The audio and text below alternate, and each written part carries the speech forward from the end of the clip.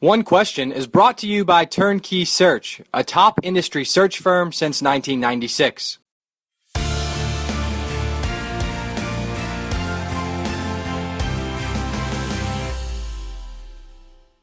Well, to begin, the survey that I think you're referring to went out in December, and that was really the second survey that we had sent out in regards to kind of the feasibility of doing a major renovation of Jordan-Hare Stadium. The first one went out in January of 2015, and we looked at 17 different types of amenities that we wanted to get, obviously, feedback from our donors, our season ticket holders, and in general, our fans.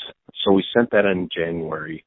That provided us a bunch of information about what is really important to those individuals that are coming and experiencing a game day at Jordan-Hare Stadium. The things, some of the items that we looked at were wider padded seats with chair backs, open air seating with protection, multiple TVs and lounge space, preferred parking. Those give you some of the ideas. We don't have a lot of premium space right now in our stadium. So we really wanted to test all of those different types of things that you're going to find in different club spaces or suites, any of those types of things. In addition to, I think over the last 5 years, there's been some new, very interesting type of premium spaces at field level. You've got field clubs and those types of things. So we wanted to test all those things, which we got feedback.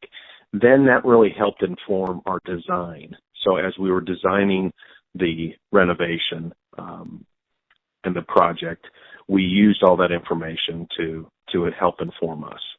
Then getting to December, the design was not 100% complete, but was probably beyond 50%.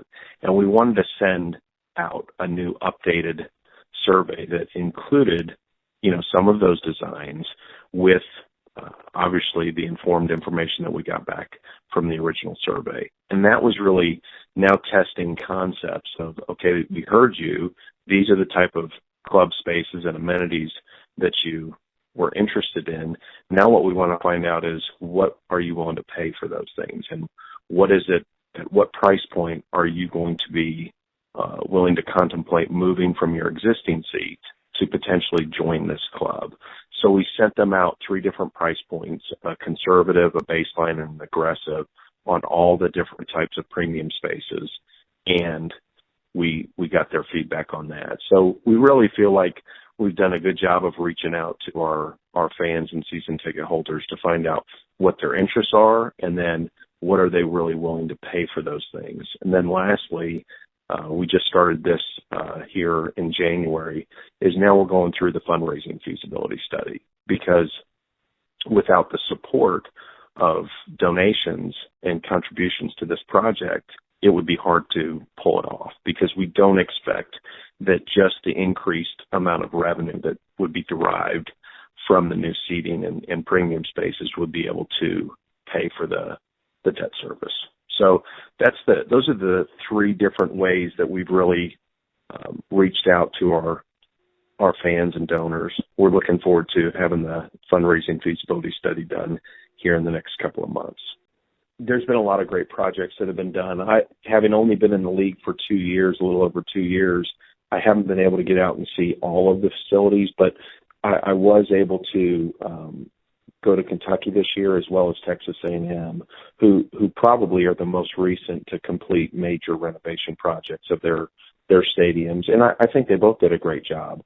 I think you look at all those things and you try to bring back concepts and ideas to your own stadium and what your fans, because our fans are all different to a certain degree, and traditions are different. We have such a strong tailgating tradition on our campus that, I don't think we can expect that we're going to get thousands of people that want to come into a lounge or club space 2 hours before the game, because there's so much tradition in tailgating outside the stadium. So some people have different needs or desires based on what their fan bases are. But I think Texas A&M did an unbelievable job with their renovation. They have some absolutely beautiful spaces, but they spent close to $500 million doing that. And in saying that, it was interesting to find out that they said, well, hey, the end zone club over here was done quite a while ago, and we probably need to